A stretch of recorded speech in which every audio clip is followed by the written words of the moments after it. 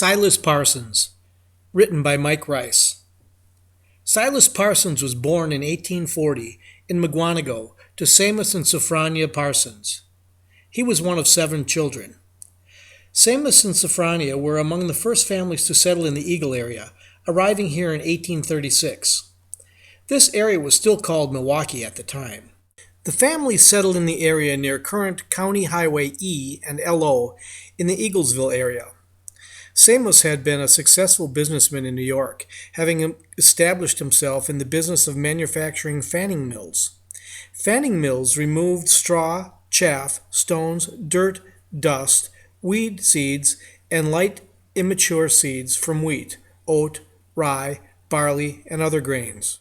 It was a great improvement over winnowing, the hand process of pouring grain from one container to another in a breeze to blow away the lighter matter. Silas worked on the farm for a short time, but sold it to invest in the railroad and stocks, and lost a lot of money in the stock market crash of 1859. Silas Parsons and 12 friends joined the 24th Wisconsin Infantry in August 1862 to stop the assault in the Union by Confederate forces. In early morning of their second battle at Stones River on December 31st, 1862, the right side of the Union Army collapsed as the horde of 10,000 rebels charged the half-dressed Union Army. Unprepared for battle, many of the men ran off unarmed. Though the artillery batteries tried to slow the attack, they were outnumbered and overrun. Cannon and musket fire was terrifying and thick as hail. Surely no one could escape this hell. In the heat of battle, the men of the 24th were ordered to retreat, but Silas didn't hear the order. Later writing, "I was so busy loading and firing that I did not hear any order, and the first thing I knew I was left alone. But determining to have a few more shots, got behind a tree and let them have it, until within about 20 rods, when I broke for another good tree and a short distance in the rear where I could give them a few more rounds." After a short time, Silas joined up with the others who had survived the rebel onslaught and rallied to continue the fight. He writes, "In a few minutes, the devils rallied again and came on us. Yelling as before, we fell back to the fence again, and rallying as before, drove them across the field the second time. All this was done in a short time, and as the cannon left by our batteries still stood there, neither party having time to draw it off. The ground had now been fought over 4 times, and it was pretty well covered with dead and wounded on both sides." The 24th Wisconsin suffered 19 killed, 58 wounded, and 98 missing. That night of December 31st, 1862, the faint cries of wounded men were quickly extinguished as blood froze torsos and body parts to the earth on this cold evening. After the Battle of Stones River, Silas Parsons was promoted to the rank of corporal for his bravery and given a place on the brigade honor roll. In the summer of 1863, the Union had chased the Confederates out of Chattanooga, Tennessee, and with the Confederate defeat at Vicksburg, Mississippi, the Union began an effort to drive the rebels into the sea through Georgia and Alabama. In September, the 2 armies lined up for battle at Chickamauga, Georgia.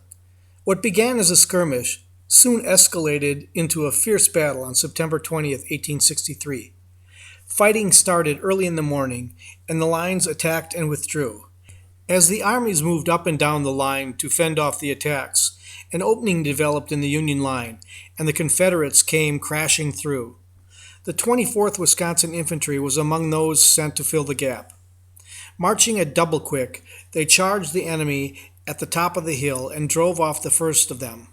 Sergeant William Sherman writes, "Oh, it was a glorious sight to see that line of men charge up the hill with a yell and scatter the first line of rebels to the 4 winds. But alas, it was a sad day to the old 24th, and for that matter, to the whole army, for we were beaten. As we came up the hill, line after line of the enemy could be seen advancing, yet the 24th faltered not. There they stood firm as a rock, and delivered at short-range volley after volley into the ranks of the advancing foe. Still on they came. The second line was scattered, and yet another made its appearance in our front, while others were moving on our flanks. Poor Silas, one of the bravest of the brave, Much esteemed by the whole company and by all who knew him, was one of the first to fall. Scarce more than 2 musket lengths from the rebels, he was dealing out to them pills they did not much admire, when he received a shot square through the neck, and fell without a word. He then stretched forth his hands and said, "Come and take me away." 2 boys immediately stepped out and brought him back to the rear of the company, where at my command they laid him down.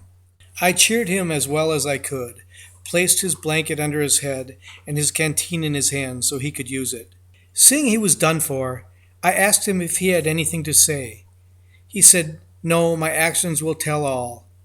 He appeared to be in no pain, and bled but very little, was very calm, and his right hand was fingering the gravel where he lay. The 24th Wisconsin was only engaged in the battle for about 15 minutes when they were overrun, and Silas Parsons' body was left on the battlefield with thousands of others. His body was never identified, and his remains are buried among the many unknown graves at the National Cemetery in Nashville. His father, Silas, was grieved over his son's death, and with all the troubles he endured in Wisconsin, his family packed up and left for San Jose, California in 1870, where he began a new life in the fertile land where his family became wealthy members of the community.